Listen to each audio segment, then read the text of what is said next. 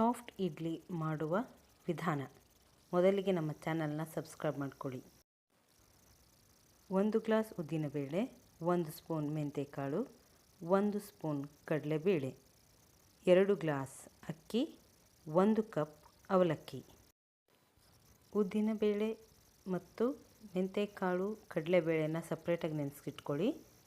ಮತ್ತು ಅವಲಕ್ಕಿ ಮತ್ತು ಅಕ್ಕಿಯನ್ನು ಸಪ್ರೇಟಾಗಿ ನೆನೆಸಿಟ್ಕೊಳ್ಳಿ. ಇವಾಗ ಅದು ಮಿನಿಮಮ್ ಅಂದರೂ 5 ಗಂಟೆಗಳ ಕಾಲ ನೆನೆದಿರಬೇಕು. ಗ್ರೈಂಡರ್ ಆನ್ ಮಾಡುವ ಮೊದಲು ಅದರಗಡೆ ಮೇಲ್ಗಡೆ ಇರುವ ಸೆಟ್ಟಿಂಗನ್ನು ಸ್ವಲ್ಪ ಕಡಿಮೆ ಮಾಡಿ ಇಡಿ. ನಂತರ ಉದ್ದಿನಬೇಳೆಯನ್ನು ಫಸ್ಟು ಹಾಕಿ ರುಬ್ಬಿ. ನಿಮಗೆ ಎಷ್ಟು ನೀರು ಬೇಕು ಎನ್ನುವುದನ್ನು ಅಳತೆ ಮಾಡಿ ಹಾಕಿ. ಉದ್ದಿನಬೇಳೆ ಸಣ್ಣ ಆಗುವವರೆಗೂ ಸೆಟ್ಟಿಂಗನ್ನು ಜಾಸ್ತಿ ಮಾಡ್ತಾ ಹೋಗಬೇಕು. ಮೊದಲಿಗೆ ಇರುವ ಬೇಳೆಯು ನಂತರ ಸಾಫ್ಟ್ ಆಗ್ತಾ ಹೋಗುತ್ತೆ. ಆ ಮೇಲ್ಗಡೆ ಸೆಟ್ಟಿಂಗನ್ನು ಸ್ವಲ್ಪ ಲೂಸಾಗಿ ಇಟ್ಟಿದ್ರೆ ಬೇಗ ಉದ್ದಿನಬೇಳೆ ಸಣ್ಣ ಆಗುತ್ತೆ. ನಮಗೆ ಎಷ್ಟು ಬೇಕು ನೀರು ಅಷ್ಟಷ್ಟೇ ಹಾಕಿ ನೋಡಬೇಕು. ಅಂದರೆ ಈಗ ಸಂಪೂರ್ಣವಾಗಿ ಉದ್ದಿನಬೇಳೆ ಸಣ್ಣ ಆಗಿದೆ. ಈ ಸೆಟ್ಟಿಂಗ್ ಕೂಡ ನಾನು ಸೆಟ್ ಮಾಡ್ಕೊಂಡಿದ್ದೀನಿ.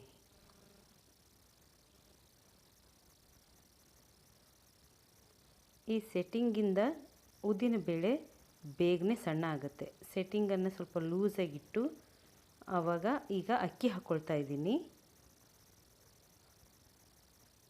ಈಗ ಅಕ್ಕಿ ಮತ್ತು ಅವಲಕ್ಕಿನ ಸಪ್ರೇಟಾಗಿ ನೆನೆಸ್ಕೊಂಡಿರೋದನ್ನು ಈಗ ಗ್ರೈಂಡ್ರಿಗೆ ಹಾಕ್ಕೊಳ್ತಾ ಇದ್ದೀನಿ. ಉದ್ದಿನಬೇಳೆ ರುಬ್ಬಿ ಆದ ನಂತರ ಅದನ್ನು ಅಕ್ಕಿಯನ್ನು ಹಾಕಬೇಕು.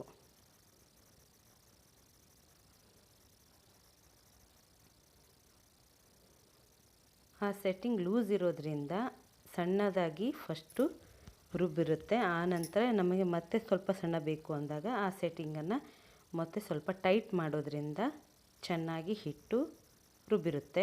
ಮತ್ತು ನಂತರ ಹಾಕಿರುವ ಅಕ್ಕಿ ಸ್ವಲ್ಪ ಲೈಟಾಗಿ ರವೆ ಇದರಿಂದ ರವೆಯ ಥರನೂ ಇಡ್ಲಿ ಬರುತ್ತೆ ಮತ್ತು ಸಾಫ್ಟಾಗಿ ಇರುತ್ತೆ.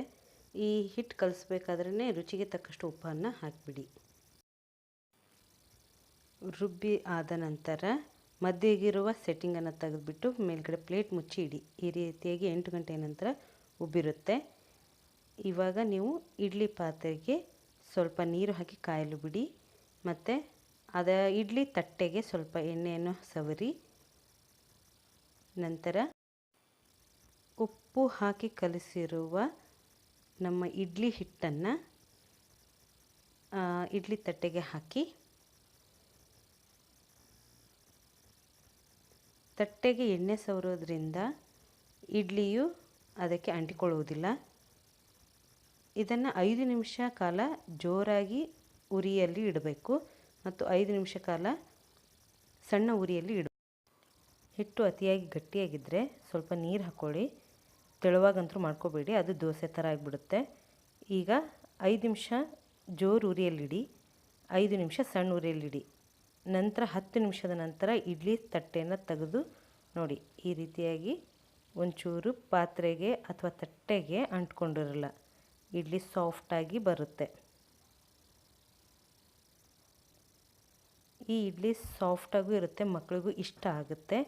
ಈ ರೀತಿಯಾಗಿ ಮನೆಯಲ್ಲೇ ನೀವೇ ಮಾಡಿ ಸವಿಯಿರಿ. ಈ ಅಡುಗೆಯು ನಿಮಗೆ ಇಷ್ಟ ಆದಲ್ಲಿ ನಮ್ಮ ಚಾನಲ್ನ ಸಬ್ಸ್ಕ್ರೈಬ್ ಮಾಡ್ಕೊಳ್ಳಿ, ಲೈಕ್ ಮಾಡಿ ಮತ್ತು ನಿಮ್ಮ ಫ್ರೆಂಡ್ಸ್ಗೂ ಕೂಡ ಶೇರ್ ಮಾಡಿ. Thank you friends.